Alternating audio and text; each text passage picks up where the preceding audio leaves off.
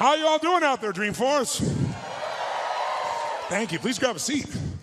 So after that introduction by Mark, we have a lot of history together, and I'm very grateful for the kind words he said.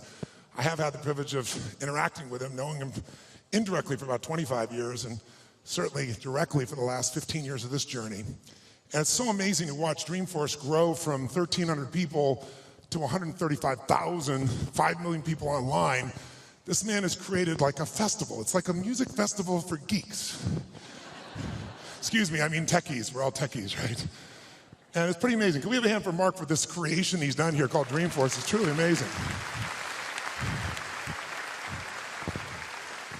And what touches me most about Mark is his commitment to really find a way to add value. We all know in this room, there's only one way you succeed long term. Anybody can get lucky, do something for a period of time, but real success in any measure whatsoever comes when you do more for others than anybody else.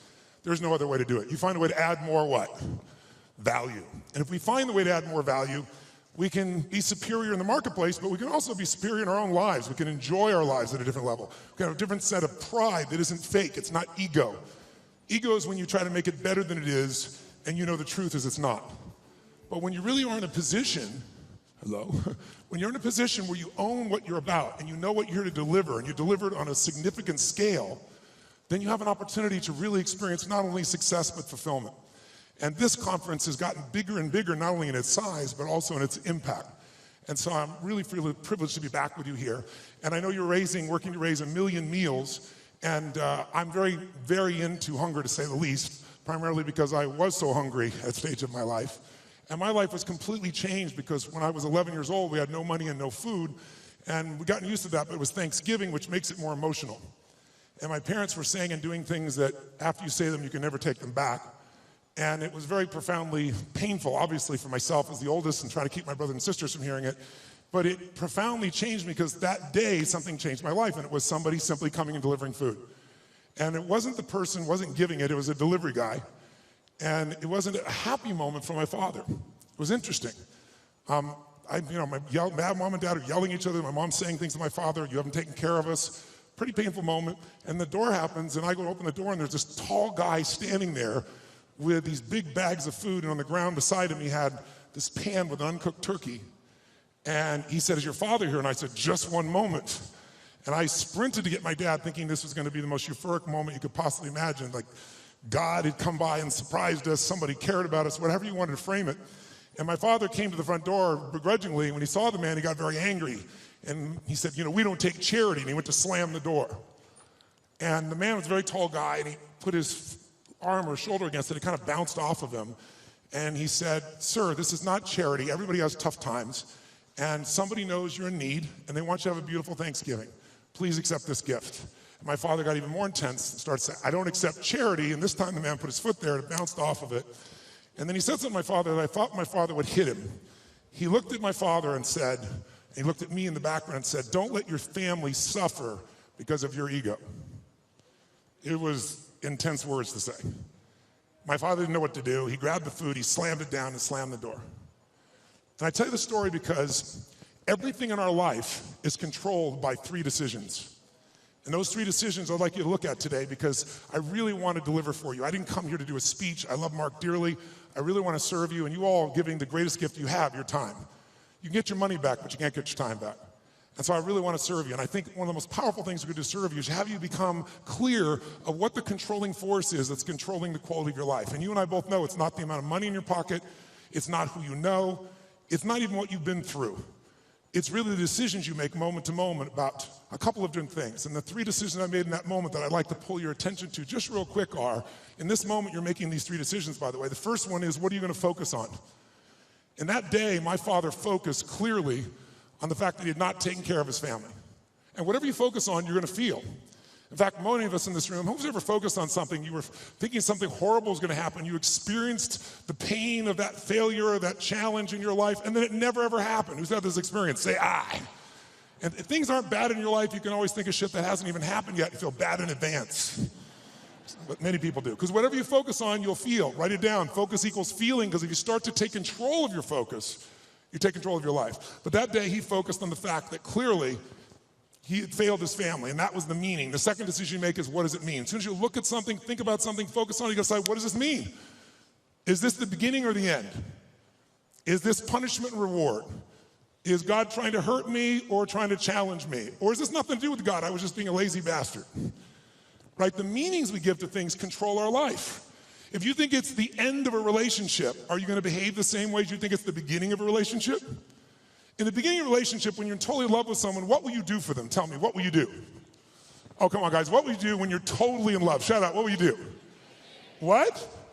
What? Make the sound of what it's like when you're totally in love, out of your mind. Just go ahead and make that sound like a primal sound of what that feels like. Just go for it so we get some energy in this room. It's been a long time for some of you, I can see really clearly. Let's try this time. How about totally in love and passionately desiring this person? Like you can't wait to touch them, make love to them, be with them. Make the sound of what that would be like. Go ahead, nice and loud, go ahead. So when you have the meaning that this is the beginning of the relationship and this person's the most incredible thing and you will do what for them? What will you do? Anything. What if you were that way with your client? What if you're that way with your internal customers, called your partners? You go, well, we'd have real sexual problems with HR, that would be the real challenge. But if your commitment was the same, when you're in that place, you do anything in the beginning of a relationship. In the beginning of a relationship, if your partner said, would you take out the trash? What do you say? Take out the trash. Happily. But after about 7 days or 7 weeks or 7 months or 7 years or 70 years, one day someone said, would you take out the trash? You go, what do I look like, your janitor? You go, what happened to our passion? I'll give you a clue. If you want a relationship to last, if you think it's coming to the end, do what you did in the beginning and there won't be an end. Because when you think it's the beginning, you behave differently than the end. The meaning we associate to things controls our entire lives. It's not that your mother or father died that's giving you suffering. Certainly that's painful. It's the meaning you think it shouldn't have happened. And when we take control of the meaning, it's the only thing we can control our lives. We can't control events. And we're living now where technology is happening so rapidly. It's magnificent what it does for our lives. But we all know with that technology, our psychology is not developing as rapidly. And as a result, the world's changing. And a lot of us that have learned to engage with technology and use it to maximize, most people in this room, but there's lots of people who use technology to disengage, to be harmful to themselves and to other people. It's not a one-way street. So I'm interested in how to maximize the psychology side. That's why I'm sharing this with you, so you can increase both your leadership skill, but who do you have to lead first to be effective, my friends? Who? Yourself. And so good to see. What's controlling you? Well, what I'm focusing on is controlling me. You can focus on something and make yourself crazy. You can focus on something and make yourself great. In this moment, you could be worried about Ebola, because we all know it's coming. People are freaked out all over the world. 36,000 people die a year of flu, and the whole world is focused on Ebola. Because the news is not designed to inform you, it is designed to startle you. Because that's how you sell things. So if you let someone else take control of your focus, your life will be in someone else's hands. So first decision is what you're gonna focus, second meaning. My father that day focused on he hadn't taken care of his family, and the meaning was, I know what it was because he said it out loud, then I'm worthless. Now when you come up with a meaning, it produces an emotion. And if you and I wanna look at the quality of our life, there's only a way to define it. One way really, that's real. How do you feel every day? If every day of your life you got $1 billion and every day you feel guilty, or angry. By the way, nothing worse than an angry rich man or woman, isn't there? You just want to slap them, don't you? How do you have the right to be angry? But they find a way. But if you got $1 billion and you're angry and you're pissed off and you're guilty all the time, what is the quality of your life? Angry, pissed off, and guilty. If you have nothing, I live in Fiji a portion of the time. I have a home there and a resort there and kind of 2 families of villages there that I interact with the last 25 years. And when you go to Fiji and you walk down the street or you drive by, people jump up and they yell, "Bula, bula, bula," which means welcome, be happy, we love you. And you drive by 5 minutes later and they jump up, "Bula, bula, bula." And you're going like, what drugs are they taking? No one's paying them. But they're so happy. They're in such a different state. They've learned to focus on something else and come up with a different meaning for life. But if the meaning is it's the end, if the meaning is that you're dissing me, if the meaning is you don't care, whatever meaning we come up with, that affects the third decision, which is what am I gonna do? And what people do is based on the meaning, because the meaning creates emotion, right? You can be miserable no matter what you have, and you can be euphoric, having nothing. We all know it's true. In fact, is it possible to learn to let, for example, all hell could be breaking loose around you, and you could just be sitting in a chair in this centered space, all hell breaking loose, and you could still feel great? Is that possible? Yes or no? Yes or no? Sure, but you and I live in a Western culture. Well, if you sit and bliss out, people come and take your furniture. So we have to be good at not only controlling the internal world, but our external world. And that's shaped by what we do. And what people do is based on their emotions and also their role models. So I thank you, Mark, and I thank all of you that are role models for people, where you show people that success does not mean taking, that success can mean truly growing and giving. That money, resources, and opportunity are things to be shared. They're things that are tools for a quality of life that you're able to enhance for people and for yourself and your family. Pretty beautiful thing. My father that day decided what to do was, if I failed and I've been worthless to my family, I must leave. And he did. And to me, it was the worst day of my life. I'll never forget it. I loved him more than anything. I had 4 fathers. He's the one I finally got attached to. I was like, Mom, I'm confused. But then finally, years later, I got the benefit of it, because out of all those experiences and all that pain, that day I made 3 different decisions.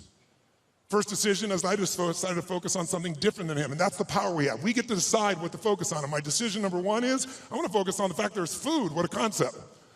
Pretty cool. But the most powerful thing to change my life was meaning. I said, what does this mean? Because my father had always said, my mother had always said, nobody gives a shit. Nobody cares.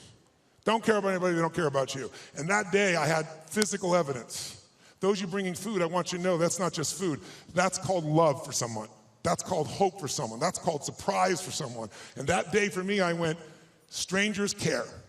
And so I started caring about strangers. And I decided someday I'm gonna do the same. So when I was 17, I've had 2 families. It was like one of the most incredible experiences of my life. I went to the grocery store, I was all excited, saved up all my money, went to the manager and said, I want to feed 2 families, this is what I'm doing, it's not for me, give me a discount. And he gave me 10%, and I thought, cheap bastard. But I went out and I delivered this food, and ironically, I called this church and I asked in the barrio, a particular place, where are some families in need? They gave me 2 names. I put on t-shirt and jeans. I wasn't going to be acknowledged. I also didn't want somebody to be insulted, because I saw what happened to my father. And I wrote a note, said, this is a note from a friend. And I said, I just want you to know, we know you're having difficult times. Everyone does at times. And I want you to have a beautiful Thanksgiving. And please feel loved, take care of your family. And someday, if you can, do well enough to do this for one other family and pass it on. I put, love a friend. And I had it written in Spanish as well. And I'll never forget, first place I pull up, in this rotten old van, stick shift van, that I borrowed from a buddy of mine, with all these bags of food.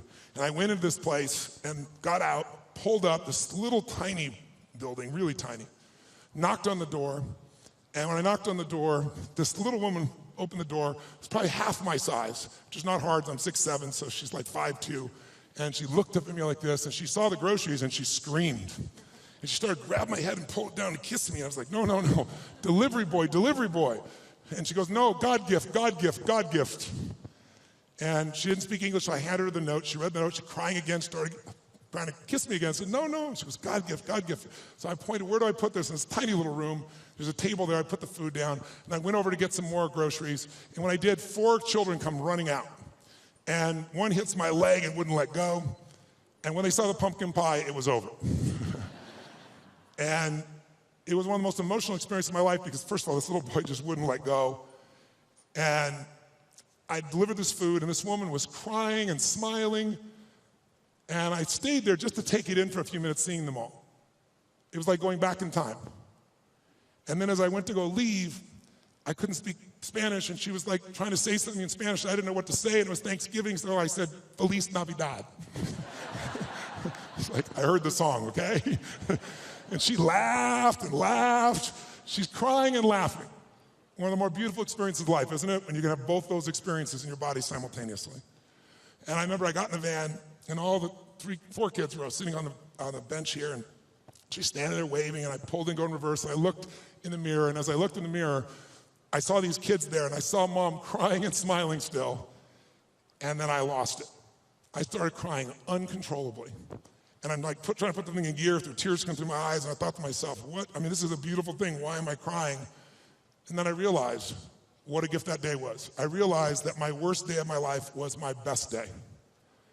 And my goal for you, if you don't already have it, my guess is you've already done it, knowing where you are in your world today, but maybe your second worst day, it's time to make a best day. Because out of every tragedy, out of every pain, it only gets healed when we find a deeper meaning, when we find there was a higher purpose in it. And I realized I wouldn't have been there that day. I wouldn't have that hunger to help somebody else if I hadn't had the hunger in my own soul at one point missing. So it's very personal to me. And I want to thank all of you that made the contributions. And I told Mark and I've announced that I'm going to match the 1 million meals if you hit it. And I'm sure as hell expecting that you will. And so we'll get 2 million. And when I told that, then Mark said, I'll match that. Like these lead to nights like this, lead to love like ours. You like the song. So Mark's matched it. So if you do the 1 million, we're going to do 3 million here. So that's the way to play the game, I think. Just raise the game together. And so I'm excited about what that possibility is.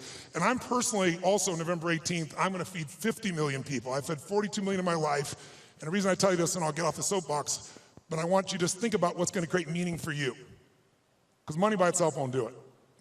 But impact will. And impact can be with your own child, spending more time with it. It doesn't have to be anything to do with contribution in any other way. You can contribute to your own family. But contribution is what makes us feel fully alive. And I'm doing that because, I don't know if you're aware of it, but a year ago, last summer, Congress cut the budget for what was traditionally called food stamps by $8.7 billion. By the way, $8.7 billion is the equivalent of every family they support going without for food for 1 week a month for 12 months out of the year. And all the nonprofits are trying to support that. So I'm partnering with Feeding America, and I started writing this book, and I thought, I'm going to donate all the profits of the book. I'll feed 10 million people. And then I was like, that's not enough. And I thought, well, I'll get matching donations, and I'll raise the bar, I'll get 20 million. And as time has gone by, I finally decided I'm gonna do 50 million myself, and I'm looking to raise 100 million, and that's in addition to the 1 million I'm doing here. That's not part of it. So if you want help, you're welcome to, and Feeding America is my partner, and we're working for matching funds to get to 100 million people. I'm already to 67 million just with some friends of mine before we even launch it. But it's a goal, and why do we do it? I don't ask you to do it because it's heavy or something. I do it because you can. Do it because it's fun. Do it because research shows that when it comes to money, buying things will never make you happy. Never. Doesn't mean you shouldn't have some nice things. I have some nice things, I'm sure you do too. But it's not going to give you happiness. Buying experiences can make you happy, by the way. People who say money doesn't matter, they don't know where to shop.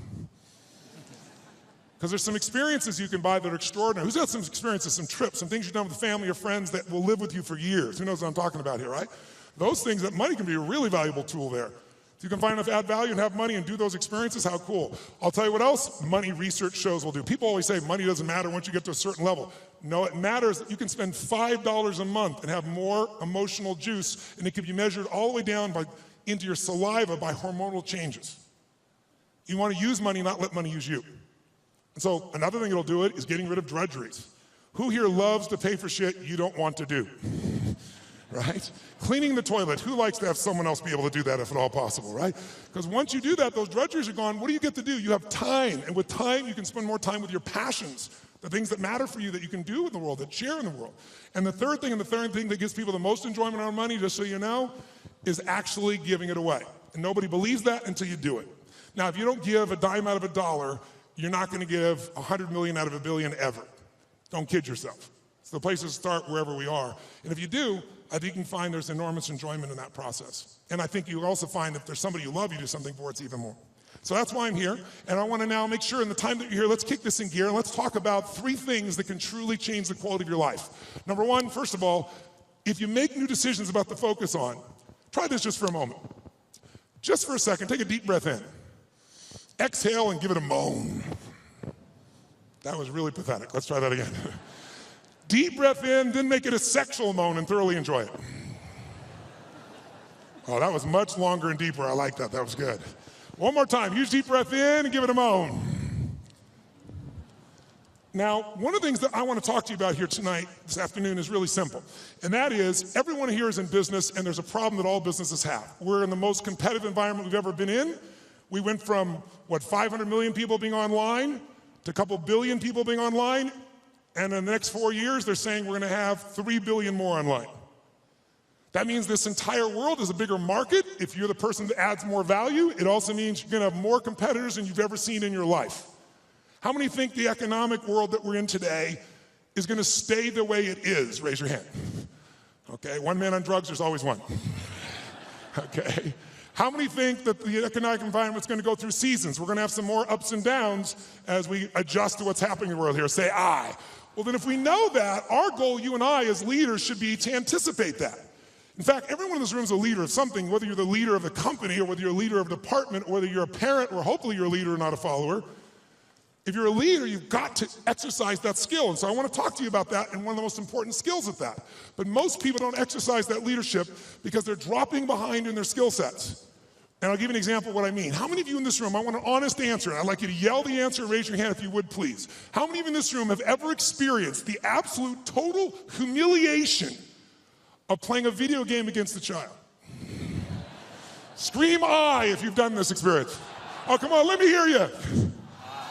What happens when you play the child? Who always wins? Come on, who wins? Always. Why? Is it because they're faster? Is it they're smarter? They're younger? Their neurons are functioning at a quicker tempo? Here's how it usually works.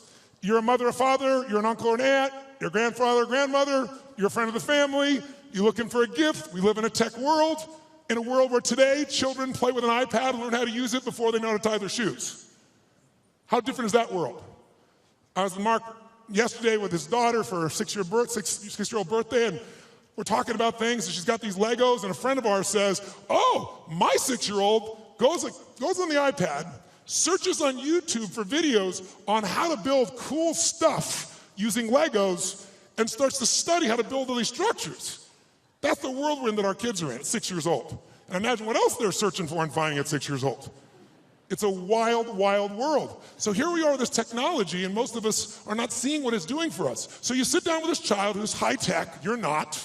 Even the techies in this room aren't usually as gamers. I know there are plenty of gamers in the room, but there's plenty of not. And then what does the child do? The child says, oh, come on. You go, look, I'm not good at this. This is for you. Come on, uncle. Come on, auntie. Come on, mom. Come on, dad. It's my birthday. It's Christmas. They use the guilt approach, don't they? And what do you find? You finally break down. Okay. Now you should know you're being set up when they go, you go first. Right? And they go, look, it's really simple. You just shoot. You just shoot these guys and it all drops down and you think, okay, I'm gonna show this little bastard I can do a thing or two here, right? Take out the gun, you shoot, and you're dead in 2.3 seconds. Whose experience is? Say aye. Now what happens to the child?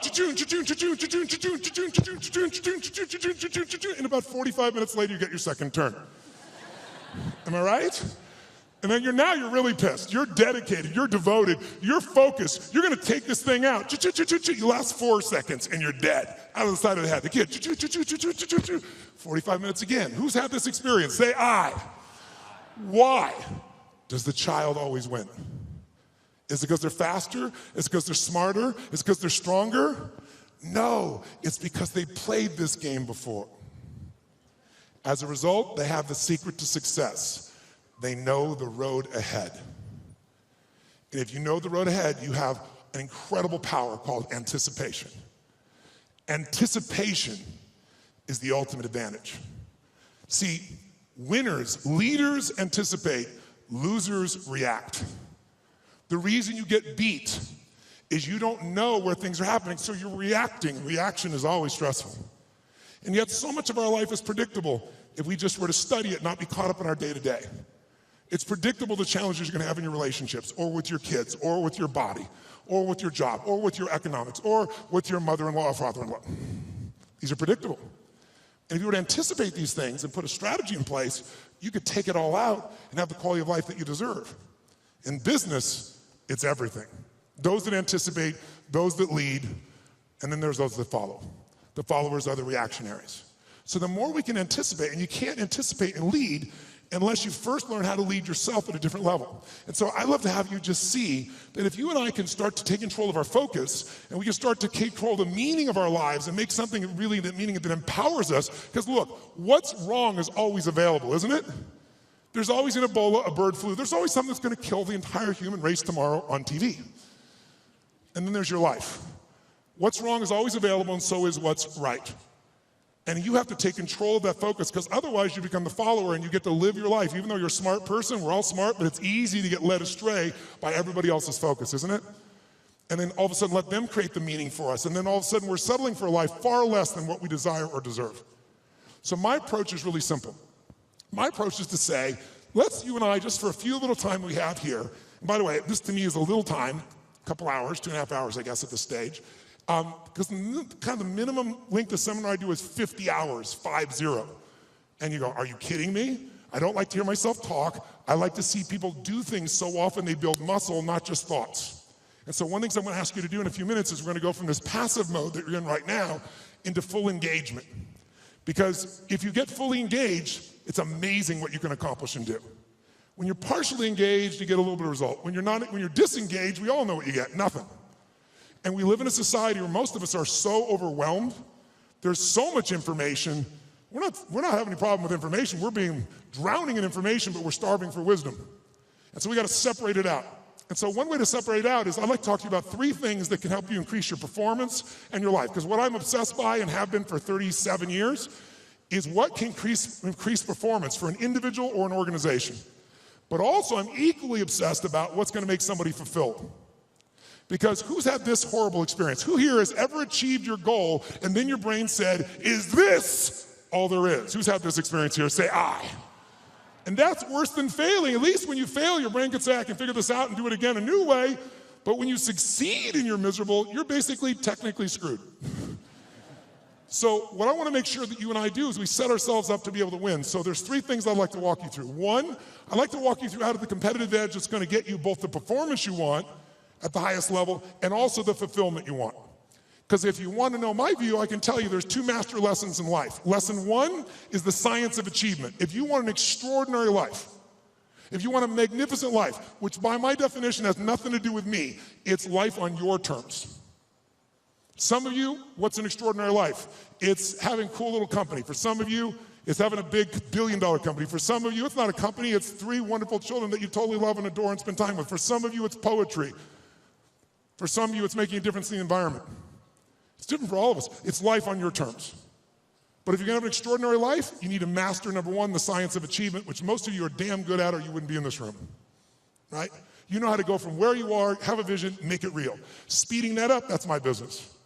And when Mark talked about it, he actually showed me the other day, we were together a couple days ago, and he showed me the very first day he did his V2 Mom, which is really a simple way of saying, what do you really want? What's your vision? And your values is, why do you want it?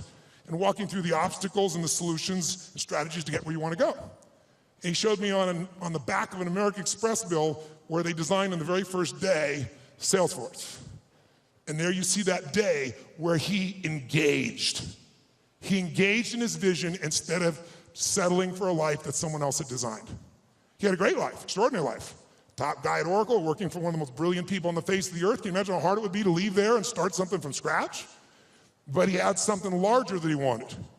So how do you do that? How do you get yourself there? You got to understand the science of achievement. But I know so many people I get the call from, most successful in the world, business person, politician, leader of some sort, economic leader, financial trader, and they call me up and they want me to change something in their business, but I know what they really want. They really want to find fulfillment still. Because success without fulfillment is the ultimate failure. Who's with me on this? Right? You make everybody else feel great. I mean, it's a horrible example. I hate it. But we all know an extraordinary spirit that took his own life just recently probably lit up more human beings than almost anybody alive when it comes to humor and joy. He made everybody else feel happy but himself. It's sad. You don't want that to be you. If there's any gift he can give besides his joy, is the evidence of what you don't want to move towards. Nobody in this room is going to move towards that, but we do it at a little level. We die a little bit along the way by giving up what we really desire and believe in. And my goal is to make sure to see if we can wake that up. So, and by the way, fulfillment is as unique as there are people. Achievement, there's laws, right? You do this, money, there are laws. Your body, there's laws. We all have biochemical, special, unique identities, but there's certain fundamentals. If you do them in mass, you're going to be overweight. If you do them differently, you're going to be fit and strong. Same thing with money. But fulfillment is as unique as art. Art is what one person thinks is beautiful, somebody else can think is ugly, and that's perfectly fine. Have you ever gone to an art museum and you see this big red square and they go, $10 million, you go, you gotta be kidding me. $10 million for that frickin' square? I'll draw you a square. But someone else, no, look at the texture, the taste, the flavor. I can taste the paint from here. They have a different way of being fulfilled, right? So those are the two kind of lessons of life. So this is what I'd like to do to help you with both those today, if you want to play with me. Number one, let's take a look at what will give you the edge. Who's up for having a competitive edge in anything you do? Say I. And it's not BS and it's not positive thinking, it's something you can test, because the edge is what's going to get more out of you. Second, I'd like to show you how to create a breakthrough. Who here has an area of your life where there's something you've struggled with for a while, and you're sick of struggling with it, and you're sick of making excuses, and you want to actually change it today? Who's got one of those in your life? Say I. If you want to play full out, I can show you that. And the third element really affects the other two, and it's really the one that affects business and life, and that's the power of engagement. All of these are tied to engagement. And I'll tell you what triggered me on this, is thinking about how could I add the most value here. And engagement is one of those, new flash words in the corporate culture we all hear about. Oh, full engagement, partial engagement. But it's really true. Engagement plays such a huge role, and some of the studies that are out right now are mind-boggling. Have you seen the recent studies that they've done? 142 countries asking workers around the world, how would you describe yourself? Fully engaged, partially engaged, disengaged, aggressively disengaged. And guess what they found out? Throw it up there. Around the world, in 142 countries, they found out that 13% of employees worldwide said they were actually engaged in their work. Now, for us in this room, you'd say that's absurd, there's something wrong with the survey. Well, you'd be right. In a room like this, it's full engagement, or at least a lot fuller engagement. America has the highest engagement of any country in the world, it's 29%, which sounds so much better when you're 13. So which would you rather have, a punch in the face or a kick in the stomach? But let's flip that around and say, what does that really mean? It means 71% of people are disengaged at work in the richest, most powerful, most influential country in the world. It's mind-boggling. Now, if it was only one study, you'd say, oh, it was a partial, but you can see study after study coming up with similar numbers, slightly off, but pretty much the same ratios. Now, here's what's really interesting. Of those 71%, there's a group in there, about 24% of them, that are actively disengaged. You know what that means? That means they hate what they do, and they hate you. Now, this is pretty important, isn't it? They hate what they do, they hate you, and they will actively work to disempower the organization. Who has ever bumped into one of these humans? Raise your hand, say I. Okay, so when you bump into these humans, it's not usually a pleasant experience, and we all know they're out there. And by the way, how much damage can they do in a world that has, social media everywhere, where good news travels fast and bad news travels faster, and people don't care what the truth is afterwards. It's a cool story, it makes it go. So this is an area that if you're going to change your business, you got to make a difference. So here's what I'm looking at. What makes the difference in people? What makes the difference in an organization? And I would submit to you that it isn't getting a head start. You can find individuals who you give everything to. You can love on them, give them a great education, they get a great economic background, and can spend the rest of their life going in and out of rehab. Who's seen this before, knows what I'm talking about? Say I. On the other hand, you see people that life's kicked in the face, somebody's been abused mentally, emotionally, physically, you name it, and they become the Oprahs of the world. So it's certainly not, advantage does not come because you were given something. And by the way, in business, advantage doesn't come because you have most resources. Companies with most resources don't win. The most resourceful companies win. The most resourceful companies are the ones where employees are the most engaged. And it's statistically proven. You look around and you say, who had the lead? Well, before YouTube, there was Vimeo. They had a year jump. Pretty much the same technology, just didn't engage as many people. Before Google, there was, what happened, Yahoo? If you're out there, what the hell happened to you people? Right? Before Facebook, there was, what happened to MySpace? Facebook was more engaging. Engagement is really the new factor. Being able to be fully engaged. And by the way, in your intimate relationship, how important is engagement? Some guys go, very important, I want to put it off as long as I can. No, I don't mean that. Full engagement in that area is going to determine the level of fulfillment you have or don't have in a relationship, right? The more engaged somebody feels that you are with them, the more energy you have, the more connection you have, the more aliveness you have.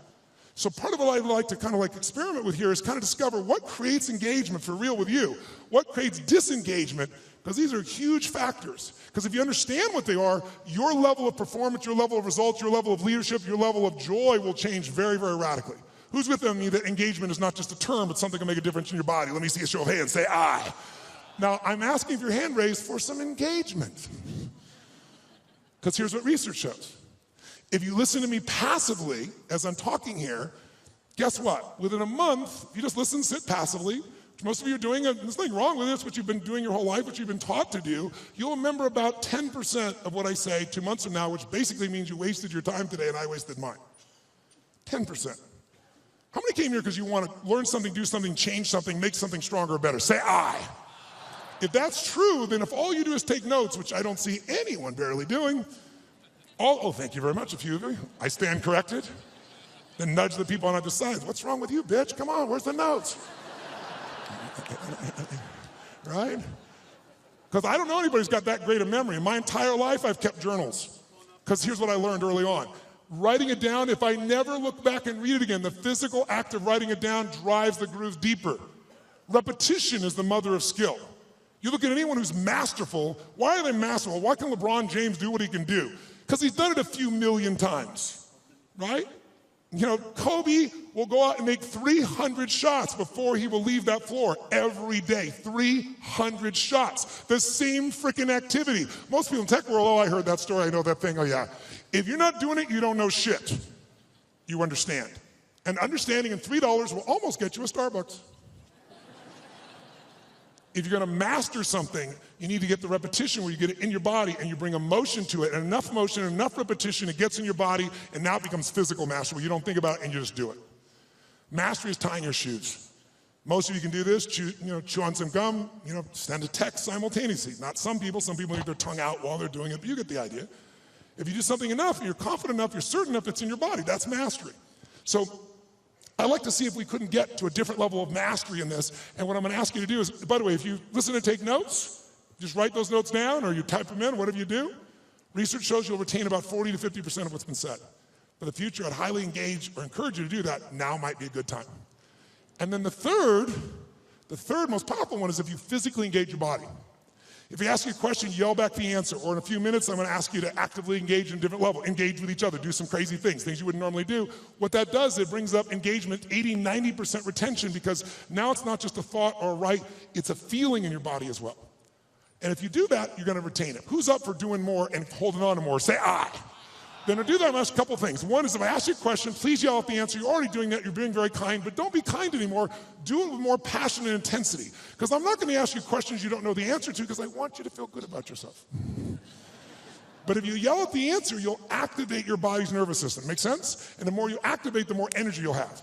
We live in a passive society, and if we're gonna engage, by the way, the companies that engage, the companies that have records of 24 at the top 25% in the country, highest levels of engagement of employees, companies like Google, companies like Salesforce, companies like Apple, companies like Facebook. And by the way, guess what all the research shows? 22% more profitability, almost 1 for 1. For every percentage of increased engagement, you almost get an increase of profitability. But I would argue you get that in your personal life as well. The more engaged you are, the more the other person will become engaged.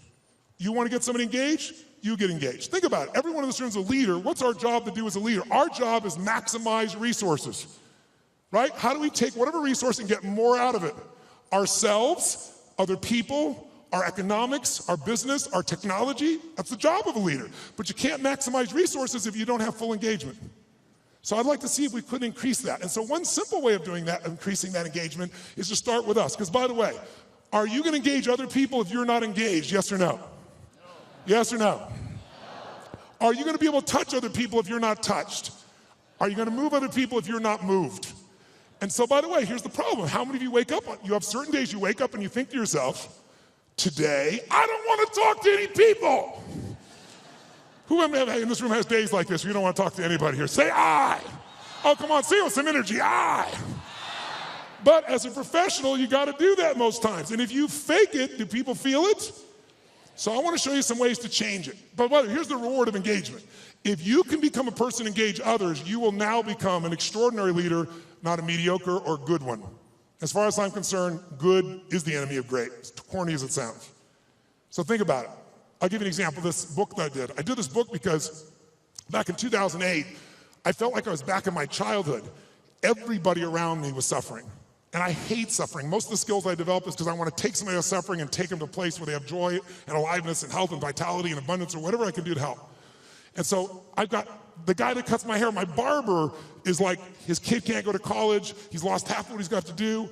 A billionaire client of mine is no longer a billionaire, and he's feeling equally bad, he thinks, but suffering is suffering in somebody's mind, right?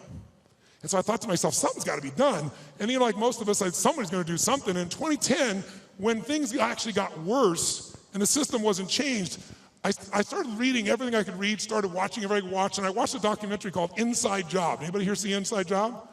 If you didn't see it, it was Matt Damon did the documentary on it, and it won the Academy Award. And it actually walked through systematically and showed how the entire world economic experience, our entire economy as a world, was almost destroyed by a few people, and they identified who they were, how they did it, they documented it all, and then they showed what happened to them. And what happened to them, does anybody know? No, not nothing. Nothing would have been a reward compared to what they should have got. They were actually put in charge of the turnaround. And they were given your money and mine. We were taxed so they could put their money back where it belonged. So at the end of this film, depending upon your personality, if you haven't seen it, I should warn you, you'll have one or two reactions. You'll either be very depressed or very pissed. I was on the piss side. I was so angry, and I thought to myself, nothing's been done. This is insane. And something's got to be done. I thought, everybody says something can be done, but what can I do? And I thought, you know what? I've got access. For 21 years, most people think I'm a happy, bouncing around, positive thinking, screening guy on an infomercial from 20 years ago, but I have continued to grow. Not taller, hopefully. But in all that time, for 21 years, I've coached Paul Tudor Jones, who's one of the top 10 financial traders in the history of the world. He's a man who's made more money than almost anyone on earth, along with George Soros and a few other names you may know. But Paul's really unique in that Paul found himself in a position that in 1987, when the stock market crashed, the largest percentage in a day still to this day, he made 20% when the whole world was losing everything. He made 200% that year for his clients. Just unbelievable. And then it was like the guy that walked on the moon. What do you do if you walk on the moon? You see that, you look at that incredible view of the earth. It's you seeing it, it's not a photograph. You come back to the earth, you shake the president's hand, you have a ticker tape parade. Now what do? And a lot of those astronauts, if you know the story, actually became depressed because they didn't have what I call a compelling future, something to look forward to. So Paul had a little fall back, and I was called in to turn him around. Came in and started studying everybody around him, figured out what it took to do it, and built a strategy to put him back in state. He's been successful and made money every year for 21 straight years. Every single year. There's no one in his class that's done that. No one. Pretty amazing. I was with him to give example. We were together in, back if you remember, in the tech bubble of 2000. It blew up. Paul made money. Right by him, side by side, every single day. He's emailing me every single day. I'm talking in some ways, communicating, or I'm going to see him every 3 or 4 months to be there in person to make sure we keep tweaking the system. I'm not there to be a positive thinking coach. He didn't need that crap. I'm a prepare for anything coach. How do we figure out the strategy? I've always been a strategist. I've never believed in positive thinking. I never told people you should go to your gym or go to your garden, better yet, and chant, there's no weeds, there's no weeds, there's no weeds, there's no weeds.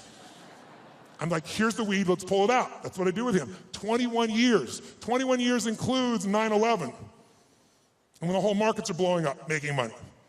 21 years includes everything we saw in the subprime crisis, making money. It includes when we all went through the dropping gold, those were associated to it not long ago. So I've been there with all those pieces, and I got a chance to learn from this guy side by side, and I've been able to contribute to him in a significant way. So I got access. So I decided I'm gonna go find a way to interview the 50 most influential, financial, brilliant minds on the face of the earth. Not people you read on the internet, not people on television screaming at you what to buy, and telling you to go to some mythical mutual fund that gives you 12% every year, and it doesn't exist, but the real guys and the real ladies that do it. But how are you gonna do that? How? I'm going to call up to Tony Robbins. I'd kind of like to come interview you. You're worth $27 billion, and I'd like your time. You have to engage people. So I'm going to show you some ways to do that. I'm going to tell you, when you can engage people, there is no limit to the resources you can access. If you want real wealth, wealth is access to resources. It doesn't have to own them all, just access to them all. You can do whatever you want, go wherever you want to go. That's real wealth. And you can do it if you can engage people. And engaging people is finding a way to meet their needs, not yours. If you meet their needs, your needs can be met as well. And it can be done in a way that has integrity and love and vision and creativity, and it can truly be a synergy. Now, I'll give you some examples of it just for 2 seconds, then we're going to do some things that engage this so you get the sense of its value. One of the first people I called on was Carl Icahn. Carl Icahn is a very gentle soul. He's a man who has a hard time expressing his true feelings about things. Who knows who Carl Icahn is? So you got to get a sense here. He's worth $27 billion. He has made more money. In fact, on the cover of Time magazine, they called him the master of the universe because Kiplinger did a little study and found out Warren Buffett is not the most profitable person you could have invested with. Carl Icahn is. In the last 14 years, you would have made 1,600% with Carl Icahn. 75% overall in the S&P with the ups and downs, right? Net, I'm talking about after inflation. If you had invested with him in 1968 in his company, you'd have an average return of 31% for all these decades, doubling your money every 2.6 years. If you were with Warren Buffett, you get a mere 20%. This is an amazing guy. He agrees to the interview. I use every tool I got. I get there, and the first thing he does is he throws out my camera crew. Nope, I don't want this camera crew. I don't want this, I don't want the lights, I don't want this. Like, well, dude, you agreed. I don't care, I changed my mind. Get him the hell out of here. I'm master of the frickin' universe, don't you understand? So I said, okay, no problem, let's do the audio. My audio team goes, no audio. I said, what am I supposed to do? He goes, you got a pen? Come on, you got 10 minutes. 10 minutes? All my interviews are supposed to be 45 minutes. The average one went 3 hours. How? Engagement. I figured out how to engage these people, and I found something inside of them that really wanted to give. Not to me, they got what the mission was to other people. And I got them telling me things nobody tells them. Jack Bogle, been in the business 63 years, showed up for 45 minutes, 4 hours later left his office. And afterwards he wrote a quote for it, and he said it was the most probing, most intense interview you had in 63 years. Provocative and probing is what he said. Now that says to me a pretty cool thing. That means I engaged him better than anyone in 63 years and got those answers, according to him, not according to me. Pretty cool. I went to a guy named Ray Dalio. How many of you know who Ray Dalio is in this room? Look how few people know Ray Dalio. Ray Dalio has been called the Da Vinci of investing. He's been called the Steve Jobs of investing. But most of you never hear of him because you couldn't access him in a million years. But if you're president of the United States, if you're head of the Fed, if you run China, you know who he is, and I'll tell you why. To work with Ray, first of all, for the last 23 years, he's made 21% per year compounded before fees. Through all those environments. Unbelievable. But here's all it takes to work with Ray. You need a $5 billion net worth, and $100 million is the initial investment, and that was 10 years ago, and now he won't take your money no matter how rich you are. You're talking to him, and he gets a phone call, and it's the Prime Minister of China who wants some coaching. A large hedge fund might be $15 billion. Ray's $160 billion. I got hold of Ray. Part of what happened with Ray was he'd been a fan of mine, it turned out, for about 20 years. But what I did, I spent 15 hours to be ready to engage him. 15 hours of total immersion so I could pitch and catch with him. So I didn't just talk, I could do it back. He wouldn't just throw the ball, I could throw it back to him.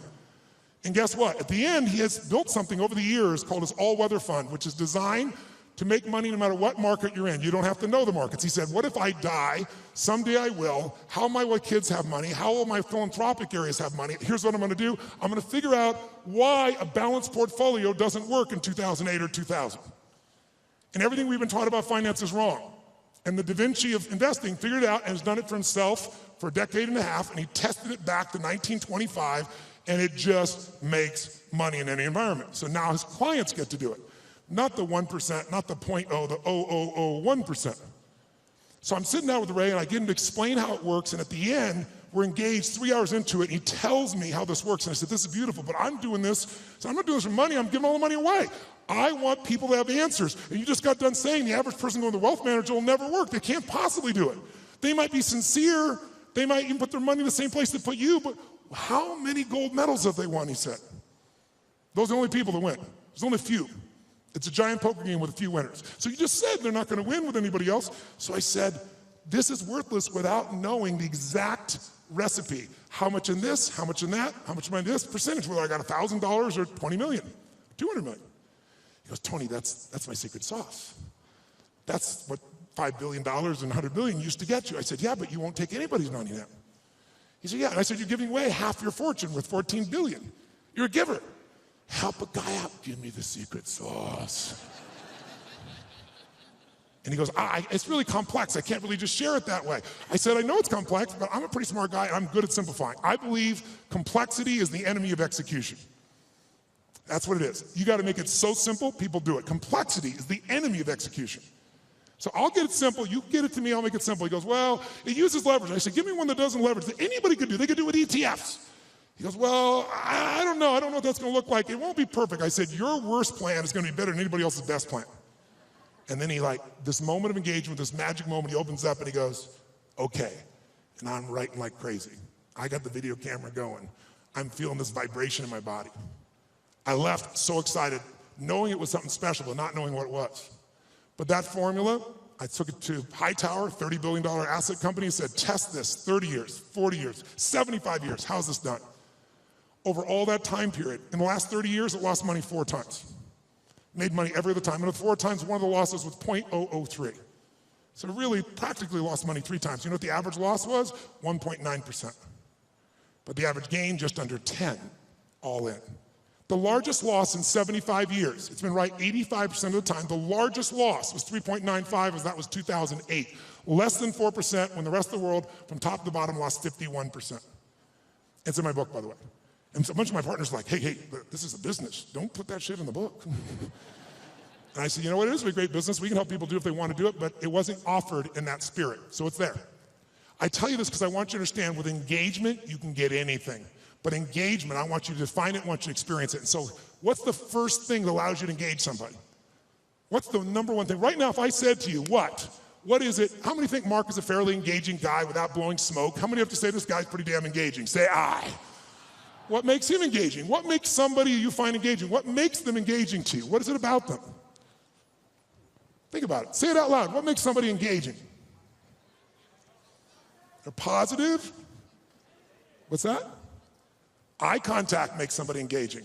She's talking about another level of engagement. I can feel it right now. What else creates somebody engaging? Come on. Smile. What else makes them engaging? Energy. Passion. Talking the truth instead of what you want to hear. Who loves somebody who will tell you the damn truth in the world we do? The world, not even reality television is freaking real anymore, right? Raw and real may not sound good, but it sure feels good because you know it's there.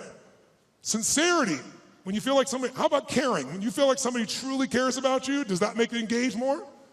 Right? What makes something disengaging to you? What makes you disengage with someone? Lying, when you can't trust them? Arrogance, when they try to control you? What disengages you? When they come up to hit on you and they're not even committed, you're like the 12th person and you can feel it. When they're insincere, disengages you. What's that? When the communication or the relationship is one-sided, totally disengages you, doesn't it? Inauthenticity. Whereas authentic does engage you, doesn't it? Right? Oh, what's that? Yes, when they're on their phone talking to you while they're also doing something else. How many love this experience? And yet we've made it culturally okay, depending upon what generation you're in. Depends on how your mindset is and where you live in the world, I guess, to some extent. But all the things you said are true. When you feel that someone cares about you, is interested in you, is sincere with you, shares the same interests, is trying to accomplish something, if there's that caring, sincerity, mission, passion, is passion something engages you, yes or no? And then disengagement's the opposite. But all of them start with one thing that I want to do right now so we can shift this gear, because you've been sitting way too long and so quietly, you've been so nice, but this passive learning has got to end now. I just did it so it wouldn't feel jolting when we began. Now we can step into the real game. And here's how I want to do that. First of all, energy. Energy is the base. How many agree energy is engaging? Say I. If you want to change something in your life and you are what I call energy poor, low energy, are you going to follow through, yes or no? You love your husband or wife, but you're exhausted. Love, yeah, okay. There is no passion. There is no intimacy without energy, am I right? You're not going to go to build a business without energy. You see this crazy man, he's filled with energy, day and night and day. It's Richard Branson. How much energy does that man have? He's insane in his energy. Anybody I've ever met who really has this compelling ability to engage with people, it's energy. But are they born with it? Some maybe, most not. Because I've interviewed them, I've seen them. And I also see some of them like Richard. Richard is a ball of fire of energy, and then he's not. He's actually a very internal guy in many ways. He's external when he wants to go do something. He's crazy and willing to risk his life. Not in business. In business, he goes, okay, I'm going to take Virgin and make Virgin Airways, so how can I lose? Oh, I'm going to make a deal with Boeing that if they fail, I get to give them the jets back. That's how he thinks. In his life, let me go in the middle of a balloon in the middle of the sky and hope shit happens. The point is, engaging people have that kind of energy. It doesn't matter who they are, where they have that kind of experience. So what you and I got to do is we got to tap that out. So how many of you have had times when you were in the flow, where energy was going through you? Like you didn't have to think about it. The right thing was said, the right thing came out of you. Who's been in this place before? Say I. Oh, come on, say I. Who's ever had a time where you did something and after you did it, you thought, I can't believe I said that. I can't believe I did that. That was so stupid. Who's done this before? Say I. Who's done something where after you did it, you went, that was me. I don't know how I did that shit. That was cool shit. Who's ever impressed yourself? Say I. Now you're the same person. How come one situation you're an idiot, the other one you're brilliant? Who's ever forgotten how to spell your own, or how to remember, let's say, your own email or your home phone number, or how to spell a difficult word like the? Let me see your hands here. In fact, phone numbers are crazy now for most of us, right? Because now we have this outboard brain. If we lose this brain, we're screwed. I don't even know how to call my mom, for God's sakes, right? You don't know what to do when you don't have this thing. So the point of the matter is, if we increase the energy, it'll work. So now here's the thing. Where does energy come from? Does energy come from sleep? Yes or no? Really? Who here has ever slept 8 hours and still been tired as shit? Let me see your hands right here. Okay, so that wasn't it. Right? Is it food that gives you energy? Really? Really? Thanksgiving's coming. I know what you're going to do, right? You're going to get to Thanksgiving. It's about giving thanks. You're going to take care of this nurtured body of yours. You're going to say, no, give me the vegetables, a little this, a little that, right? Now, what do people do at Thanksgiving? What do? Eat everything within reach. And when you're totally stuffed and you can't have another bite, and you say, I'll never what? I'll never eat again. And somebody goes, pumpkin pie? You go, okay. Come on, who knows what I'm talking about here? And by the way, what happens after? You feel like going for a run? What do you want to do at the end of that meal? Tell me what. Who here has ever fasted for 5, 6, 7 days or more, gone on a fast? Does your energy increase or decrease as you no longer eat? Which one? Increases massively. So if it's not food and it's not sleep, don't get me wrong, those are useful, then what is it? The answer is, it's psychology. It's a mindset. It's a decision inside yourself where you say, I will no longer tolerate low energy in my life because low energy equals shit relationship. That's a technical term. Low energy means low, lousy business. Poor energy means I no longer have the impact on my children. Someone else with greater energy is going to. And if we can find a way to increase our energy, and here's the good news about it, it's psychology and it's movement. The way you move will create it. So I'd like to start out right now with no more passiveness, and let's get active. Who's willing to do this? Say I. Stand up, you've been sitting way too long. Stand up, shake your body out. Shake it out, come on, we've been sitting way too long. Shake it out, shake it out, shake it out. And then before we do anything else, just to get you going a little bit, stretch up a little bit here. Go over to one side and give it a nice deep moan like a little kid. Go, moan. Oh, come on, louder, moan the other side. Back, high-pitched moan. Forward, deep moan. Shake your body out a little bit. Now, here's what I'd like to do. Just get started. Let's set a new standard. And a way to do that with people like yourself who are completely non-competitive is simple. I want you to turn to someone next to you and I want you to point at them and go, I own you. Go ahead, try it. No. I mean, say like, I own you. Come on, do it again. I own you. That means I am challenging you, lazy, tired person. And here's what we're going to do. Emotion, listen to me now. How many would like to have more joy in your life, more excitement, more passion, more aliveness? Who wants more of this stuff? Say I. Can you have everything in your life work out and still be in a lousy state? Can you achieve your goals and go, woohoo? In fact, in our society, it's almost encouraged because if you do really well, who's ever lowered your enthusiasm about something you achieved because you didn't want to upset somebody else? Who's done this before? But by the way, it teaches your brain never to go for it, never to feel great. So the first thing I want you to do is really simple. I just want you to try not using your head, but just your body. And I just want you to turn the person, point at them, go, I own you. Go ahead, I own you. Some of you have to join a group of 3. We're into that, go ahead. When I say now, I want you to literally try to outdo their body with energy. I want you to shake the building like you're celebrating the greatest sports victory of your life, like you had the greatest orgasm you've ever had. And you are like a little kid celebrating, not like a boring adult. Ready? Face the person. You're going to outdo them for 30 seconds. 1, 2, 3, go, go, go.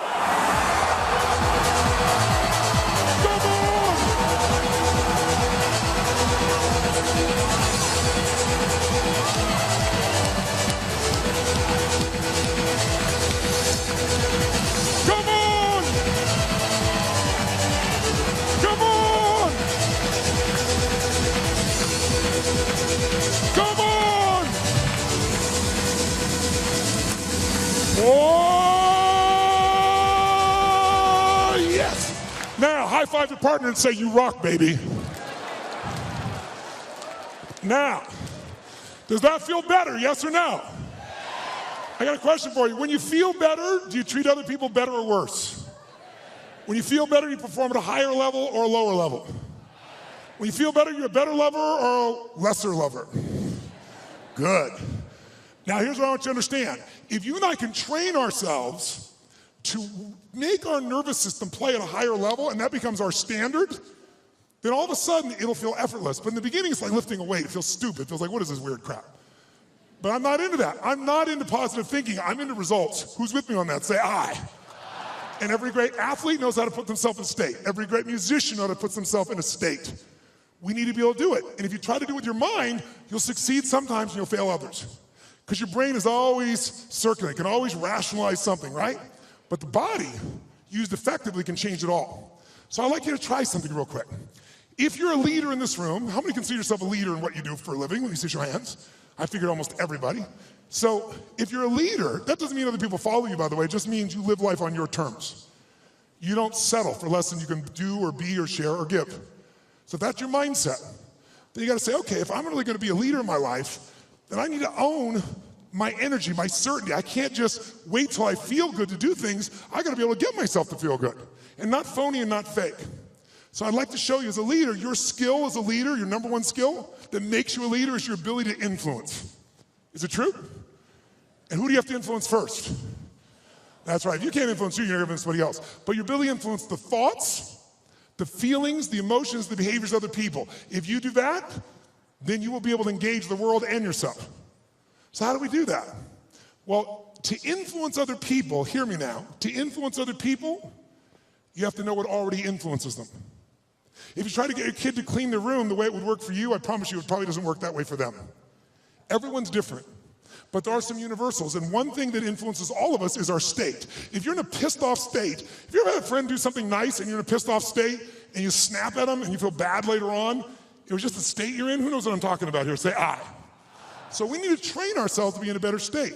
And the second thing that affects what we do long term, besides our state, that's what affects things moment to moment, is we all have a set of beliefs or expectations, or we might call it a blueprint for how life's supposed to be. When life is in alignment with our blueprint, we're happy. When not, we're upset. Sometimes there's nothing wrong with life, we just need to update our blueprint.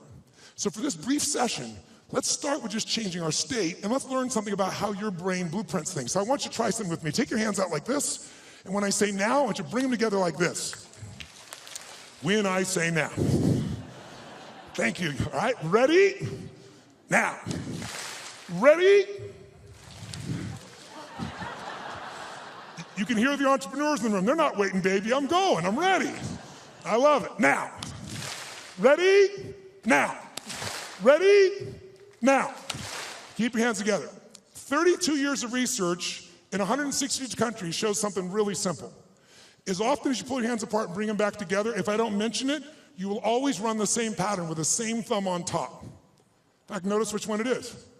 And I like, just try it, see what happens. Do it again. Ready? Go. Ready? Go. Ready? Go. Ready? Change thumbs. Go. What's that look on your face? Why does your face look like that? How many feel like this feels a little weird to change thumbs? Let me see if Joe's hands here. Right? Now, try it again. Do it the normal way. Watch how good you feel. Ready? Go. Ready? Go. Yeah, I'm good at this shit. I can do this.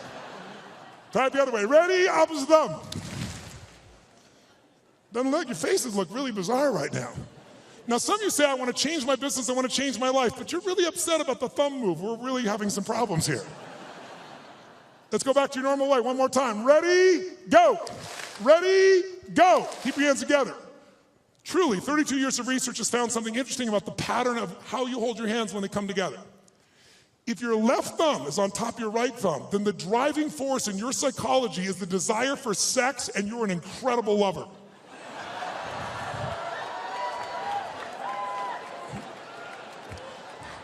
I saw that man change thumbs. I saw you change thumbs. Look at him try to show the one. Oh. However, if your right thumb is on top of your left thumb, then the driving force in your psychology is intelligence, and you will be absolutely financially free in your lifetime. Look at this poor bastard. He's having a thumb fight. Do I want the sex or the money? The sex or the money? If your thumbs just came together and you didn't cross, it means you think you're smart, sexy, and rich, but you will never be any of the three. I'm very sorry for you. This has nothing to do with anything. We're just engaging your body. So shake your body out. Shake it out. And here's what we're going to do right now. We're going to go engage each other. How many believe that engagement makes a difference in the quality of your life? How many buy that? Say aye. How many think engagement makes a difference in how happy you are? Say aye. If you think engagement will affect your business, say aye. So then why don't you engage? The answer is you do. The question is what level? Right? We all engage. Do you engage at a low level, a deep level? Do you engage the mind? Do you engage your own mind and heart? Other people's mind and heart, or just their head? The people that engage the mind and heart, they have some extraordinary capacity. In fact, I'm going to show you something in a few minutes that I think you'll find very useful. But before we do it, let's just see the ways we can change our engagement. Most of us do this unconsciously. I want you to become aware of how you change your state of engagement. So when I say now, I'm going to ask you to walk around this room and introduce yourself to as many people as you can. I start most seminars this way because I want people to see something inside themselves they don't notice usually. And that is when you go to introduce yourself, though, I want you to do it in a very specific level of engagement. I want you to go up to people where you're really not wanting to engage. You're just doing it because you should, and it's polite, but it kind of annoys you. Who knows what I'm talking about here? So when you walk up to them, I want you to literally walk up to them like you're doing this because you have to, but you really are annoyed by this. Like, this is a stupid exercise. Why should we have to do this shit this guy Robbins is saying? Why do I have to shake your hand? You don't say that. You just think it. What do you do when you're a little annoyed with your face? What do you do with your body when you're a little annoyed or a little frustrated or it's a waste of your time? What happens around your eyes? How do you walk to somebody when it's a waste of your time? How do you shake their hand? I want you to notice specifically while you do this, two things. One, how does it feel to be greeted that way? That'll be obvious. But more importantly, what do you have to do to lower your engagement to this level with your body? Because if you become aware of your body, you can change your engagement that fast. I want you to see if I'm annoyed, a little frustrated, and I want you to play like a kid, like you're really doing it. If you're like, you'll go, all right, let's do this stupid exercise. You'll get nothing out of it. Really put yourself like, I have to shake their hand. I don't want, hi. And just notice, what do you do with your face? What happens to the tension? Your face, your breath, your neck, your shoulders, your hands, your voice. And I want you to get to as many people as you can over a minute and a half. Ready? Introduce to as many people, and it's a waste of your time. In fact, let me show you what it looks like before you do it so you're clear. Sir, you, come here. Come here. What's your name? What? Louis? Get out of here. Give him a hand. It's Louis, ladies and gentlemen. It's Louis.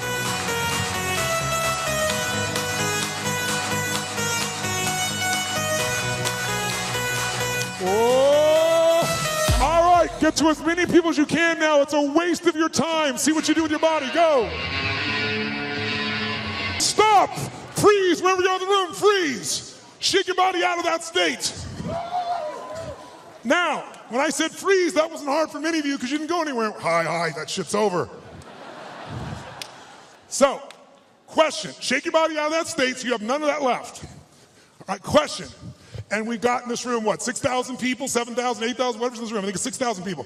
I'd like if you would to yell the answer, because we have people from virtually every country in the world here, and see what really happens. I want to see if we got a measure. Raise your hand and shout yes if you made a significant change in your body to go in that state. Say yes. Great. Did you change the muscles in your face, yes or no? Yes or no? Did you change the way you moved, yes or no? Did you talk louder or quieter? Which one? Did you talk faster or slower? Which one? Did you go straight for him or did you hesitate? Which one? Now, by the way, I could go through 20 of these, and if you notice, Every country in the world, I think, is represented in this room. Every belief system, every background, every sexual preference, every spiritual preference. Everyone in this room is different, comes from all kinds of places. Every one of you to feel this way are doing the same things. Because the one thing that's universal in engagement is if you engage your body one way, you're gonna feel like shit. Another way, you're gonna feel incredible. But if you're unaware of it, you let the environment control you. Become aware of it, you can take charge. Like knowing the buttons to your brain. How many follow? Say I. So that's what that one does. Now let's contrast it to a totally different state of engagement. Who's ever wanted to engage with somebody? A man, a woman, a person you wanted to employ, somebody, a client you wanted to gain, and you wanted to engage with them, but you were afraid they wouldn't engage with you fully. You're afraid they'd reject you, and that fear was really strong and held you back. Who's had this experience before? Say I. Good. If you don't raise your hand, you lie about other shit too, so I understand that. So here's what I'd like you to do. When I say now, I'm gonna ask you this time to greet people in a different level of engagement. I want you to greet them as if you're deathly afraid they're gonna reject you. But to do this, I want you to be like a little kid again. Because when adults, we're all achievers in this room, right? So we're not afraid. Fear is not a word for an achiever. We just get stressed. Stress, by the way, is the achiever word for fear. You go, no, I'm not scared. I just have to get these things done. I'm stressed out, all these things are done. Well, what if you don't get them done? I have to get them done, but what if you don't? Well, then the thing will fall apart. What if it falls apart? Well, then it'll fail. What if it fails? Then I'll be a failure. If I follow the trail of your stress, it will bring me to your deepest fear. So if you own your fear, you can figure out where it is, and I can show you how to change it in seconds. And when fear is no longer around, fear is your only enemy. Because when fear's not there, nothing stops you. Who's with me on this? Say I. But we don't call it fear because that doesn't seem cool to us. We're all adults. But kids, will kids show their fear? Oh yeah. They'll do it, they'll make sounds, they'll do everything. So what I'd like you to do this time is when you greet somebody, I want you to exaggerate like you're deathly afraid, like, hi. How you doing?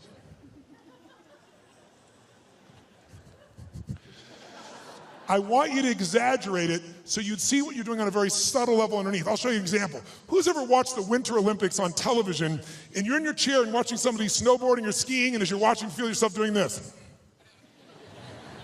Who knows what I'm talking about here? Say I. So I'm gonna ask you to exaggerate so you notice it. So please play full out. It's the only way you're gonna see what you do, and see what do you do differently with your face, your voice, your body when you're really afraid. And it'll show you contrast. Just for 1 minute. As many people as you can, totally exaggerate, you're deathly afraid, go, greet them, greet them, greet them.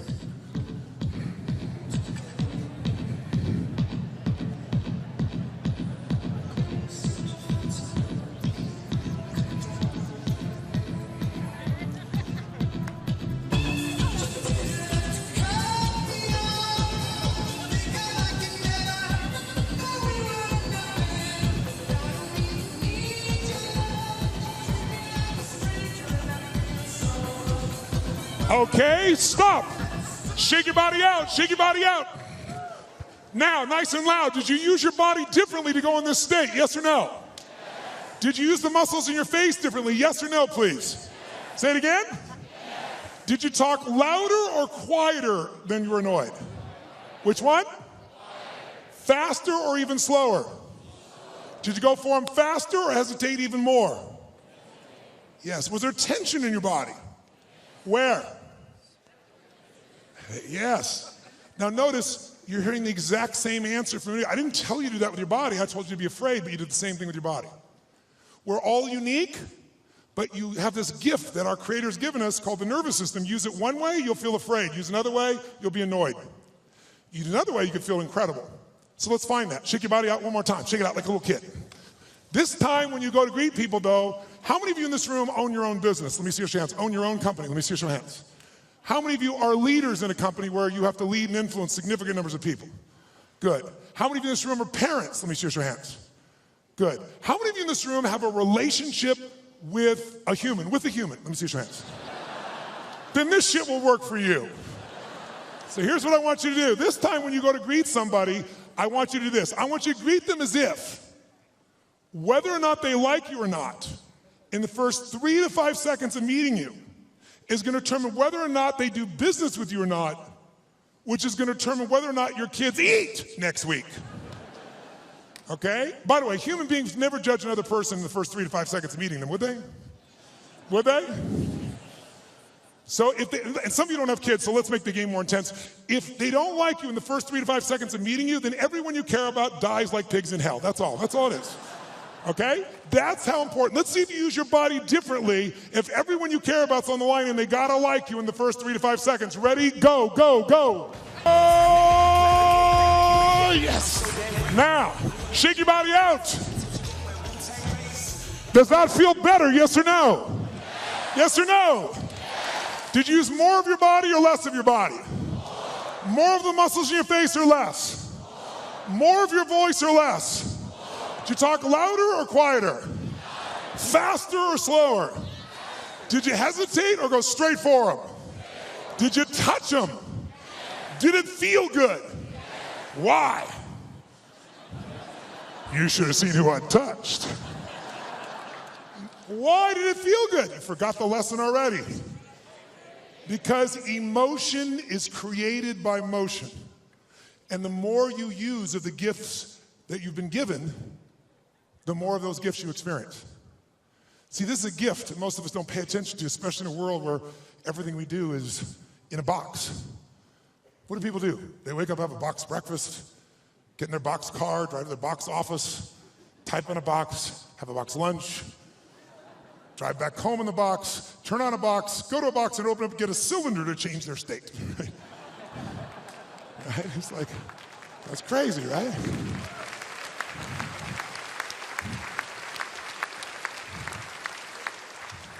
But if you and I use our body differently, we're going to think and feel differently. Do you feel more engaged or less right now? Which one? Did you engage others more or less?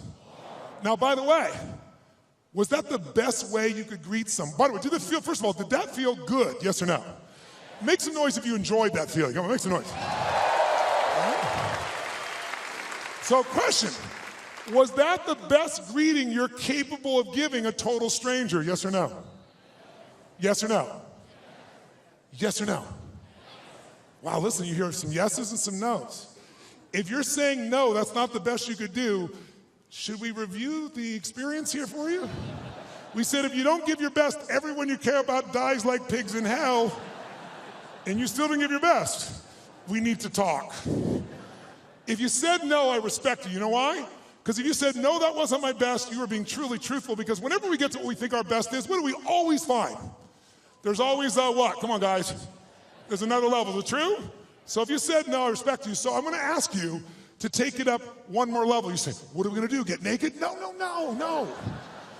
What I want you this time is I want you to greet people as if they're your best, last person on earth you've loved, you've missed, your best friend, your lover. Be like, oh my God, look, it's Mary. There she is. Oh my God. Oh, wow.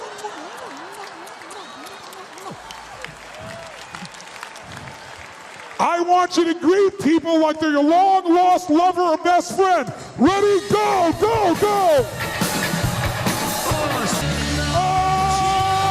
Let me hear you, come on!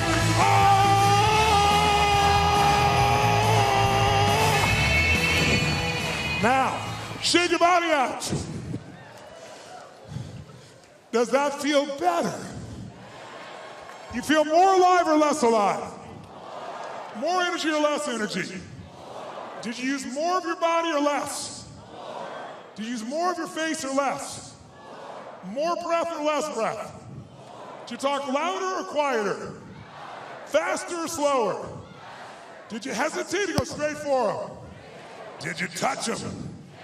Did it feel good? Why? Because emotion is created by. Now, the more you use of this, the more you're going to have. By the way, the more you use of this, the more you'll engage other people. We talked about Robin Williams. How freaking crazy was he in the use of his body? He used everything. That's why he could reach everyone and accept himself. So we're going to make sure you do yourself and everyone. Because the first engagement's inside. How many feel much damn better right now than when we were sitting here before? Say, ah! So we want to use this. This is not something you just engage in one time. If you become engaged, you can engage anyone else. If you sincerely care about them, if you're looking out for a way to support them and yourself, but you're not going to do it if you're low energy, poor energy. You want to be energy rich. Now, if you do this and you sit down and you don't drop out of state, this energy is still available to you once you turn it on. How many, by the way, feel like sitting down right now? How many feel like rocking and doing something? Let me see your hands. Say, ah. Because life is momentum, isn't it? Just like business is momentum, emotions momentum, sports momentum. So you can build your own momentum, but what you got to do is you got to do the simple practice of putting yourself in a peak state. Because why? Peak performance comes from being in a peak what? Say, Tony, what am I supposed to do? Go to the president of Microsoft and go, Charlie! I bet it'll change your state. No, but if you start within you, even if you only show a portion of it, like a tip of the iceberg, people feel there's something deeper underneath, even when you don't say it. They sense what's in you. And when that's there, you can have a much deeper impact. Now, why did you come to this conference? Tell me, anyone, why did you come to this conference, sir? To grow. To grow what? What's it? To grow what? To grow inside as an individual. What did you hope would happen if you grow inside as an individual? I'll be a better person. If you're a better person, what will that give you? A better life. And if you have a better life, what will that give you? Happiness. So he's got a long story, but he just freaking wants to be happy. And most of us are a long story. If I do this and this and this, if I have 14 perfect children, if I change the world, if I make $1 trillion, if I do these things, then, and then you have some people's happy, some people's free, some people feel a life of meaning, some people say I'm lovable or I'm loved. We all have different words, but we're after emotions. Everything you do, and most of us in this group are pretty intellectual individuals, pretty smart individuals, at least we think we are, but this gets in the way often.